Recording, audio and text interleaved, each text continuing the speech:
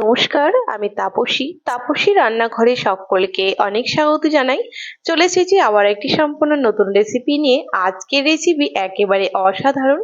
আজকে কিন্তু এমনভাবে আমি মাটনটা রান্না করব যে যারা দেখবেন সকলেরই কিন্তু ছোটবেলার কথা মনে পড়ে যাবে। দেখুন, এখানে কিন্তু 1 কিলো খাসির মাংস রয়েছে।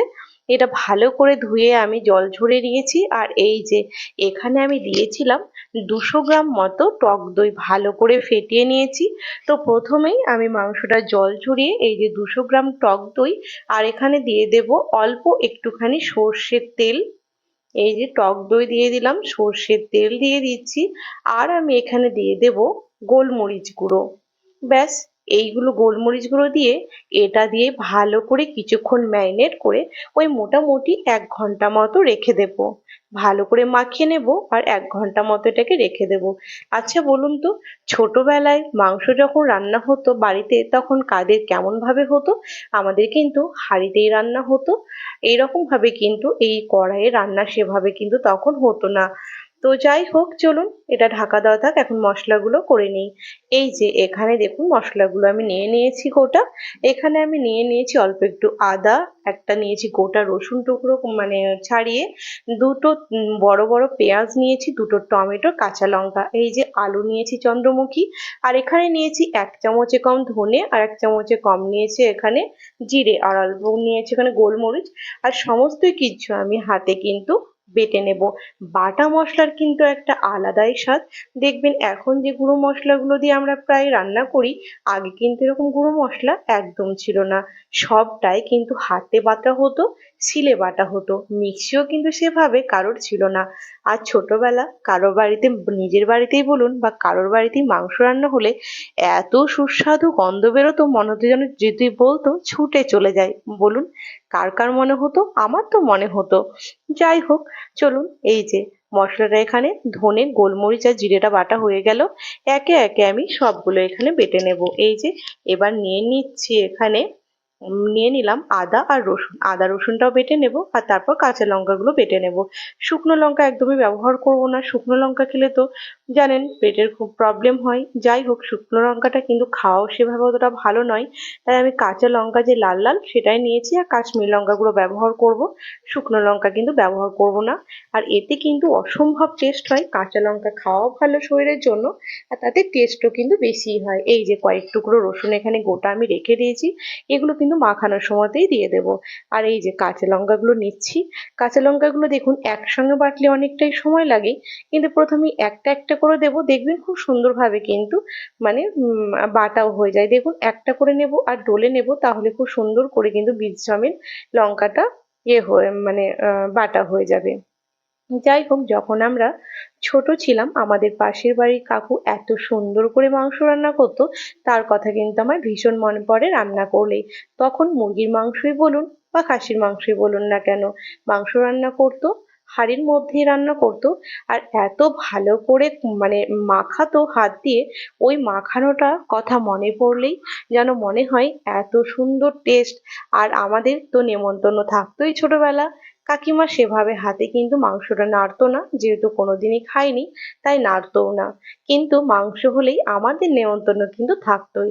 এই যে দেখুন 1 ঘন্টা হয়ে গেছে দই দিয়ে ম্যারিনেট করা। এতে কিন্তু জানেন ম্যারিনেটটা করে রাখলে মাংসটা ভীষণ ভালো নরম হয়, রান্নাও কিন্তু খুব ভালো করে হয়ে যায়। এই যে এবার আমি হাঁড়িতে যেহেতু রান্না করব, তাই হাঁড়ির মধ্যে কিন্তু আমি নিয়ে নিলাম মাংসটা। এবার আমি আবারও সেকেন্ড ম্যারিনেটটা কমপ্লিট করে নেব।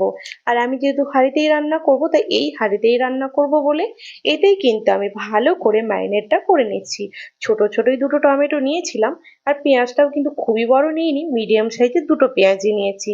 আর এই যে লঙ্কা বাটা, আদা জিরে ধনে আদা জিরে ধনে, তারপরে গোলমরিচ বাটা, সমস্ত যা মশলা করেছি সবগুলো এর মধ্যে দিয়ে দেবো। এই যে গোটা গোটা কয়েক টুকরো রসুন, সেটাও আমি এর মধ্যে দিয়ে দিচ্ছি। এইবার এটা দেওয়ার পর কিছু গুঁড়ো মশলাও এখানে দিয়ে দেব, যেমন হলুদ গুঁড়ো, কাশ্মীরি লঙ্কা গুঁড়ো, তারপর এখানে দিয়ে দেব নুন। এই যে পরিমাণ মতো দিয়ে দিয়েছি নুন, লাগলে পরে আবার দেব। আর দিয়ে দিয়েছি এখানে পরিমাণ মতো গুঁড়ো হলুদ। আর এখানে দিয়ে দেব গুঁড়ো হলুদ নেওয়ার পর কাশ্মীরি লঙ্কা গুঁড়ো। কাশ্মীরি লঙ্কা গুঁড়োটা একটু বেশি করে দেবো যেন সুন্দর একটা কালার আসে। আর সেদিকে তো কাঁচা লঙ্কা, লাল লাল কাঁচা লঙ্কা বেটে দিয়েছি। ব্যাস, আর আমি তেলটা দেখুন একদম বেশি দেবো না, এখানে 1 কিলো মাংস রয়েছে। তেলটা কিন্তু আমি 50 গ্রামের কম দিয়েছি। এবার ভালো করে মাংসটাকে সুন্দর করে ম্যারিনেট করে নেব। এই ম্যারিনেটটা কিন্তু আপনি যত ভালো করে হাত দিয়ে মাখাবেন তত সুন্দর কিন্তু হয়। বেশ সময় নিয়ে সুন্দর করে মাখিয়ে নিয়েছি। এটাকেও আমি 20 মিনিটের জন্য রেখে দেবো। দেখুন এদিকে 20 মিনিট হয়ে গেছে। এবার এর মধ্যে দুটো তিনটে তেজপাতা দিয়ে দিলাম। এবার গ্যাসে বসিয়ে দেব। আর একদম কম আঁচে রান্না করব। মোটামুটি ওই 1 ঘন্টা 20-30 মিনিট মতো লাগবে। সুন্দরভাবে হয়েও যাবে। আর মাঝে মধ্যে শুধু নেড়ে দিতে হবে। একদম স্টিমে আপনারাও করবেন, এত ভালো সুস্বাদু হয় আর এত সুন্দরভাবে মাংসটা গলে যায়, একদম যেন মনে হবে ছোটবেলায় ফিরে গেছেন। তো দেখুন ভালো করে এরকম ভাবে 5 মিনিট 10 মিনিট পর পর কিন্তু নাড়াচাড়া করে দিতে হবে। ব্যাস দেখুন আমি কিন্তু আবারও প্রায় একেবারে আধা ঘন্টা মতো পর আপনাদের দেখাচ্ছি। দেখেছেন কতটা কমে গেছে? এই দেখুন। আর মাংসটা প্রায় অর্ধেকেরও বেশি সেদ্ধই হয়ে গেছে। সুন্দরভাবে অর্ধেকের বেশি এখানে মোটামুটি সেদ্ধ হয়ে গেছে, মাংসটা কমেও গেছে। আর কালারটা দেখুন কি অসম্ভব সুন্দর কালার। আর এত ভালো এখানে ফ্লেভার বেরোচ্ছে যেহেতু বাটা মশলায় আর হাঁড়িতে রান্না করছি, এই রান্নার যেন স্বাদ একদম অন্যরকম।